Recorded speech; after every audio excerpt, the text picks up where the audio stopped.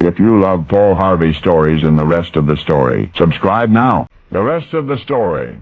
It was through stories told to him by his mother that Alex first learned about traditional Native American culture, and the boy was immediately and ever thereafter enthralled.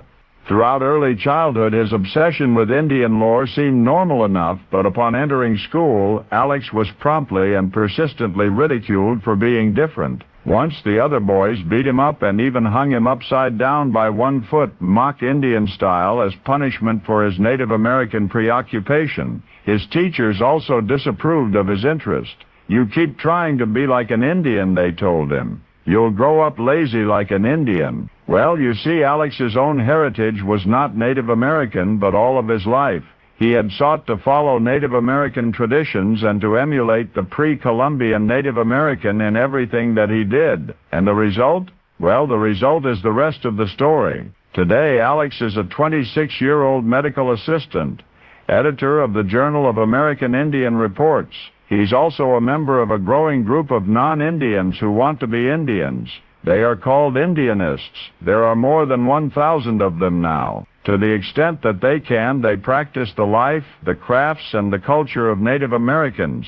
And most remarkable of all, after Big Chief Eagle of the Four Bears Indian Nation participated in a recent Indianist powwow, he returned to his own people to report that in most ways the Indianists are more authentic, more true to the culture, than most 20th century Native Americans are. In fact, imagine this: Chief Big Eagle and other Native Americans acquainted with the Indianists envision a day when Native American young people must seek Indianist instruction, when our Native Americans might have to get instruction from these Indianists if they are properly to learn about their own ancestry. Well, you see, when real Indians powwow these days, they often stay in motels or in recreation vehicles.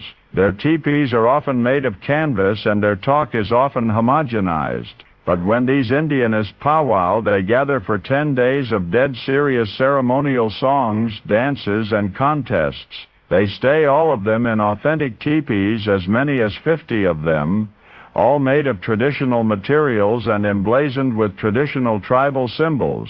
Their clothing, from headdresses to moccasins, is handmade according to the ancient ways. Their rituals are chanted in the ancient languages.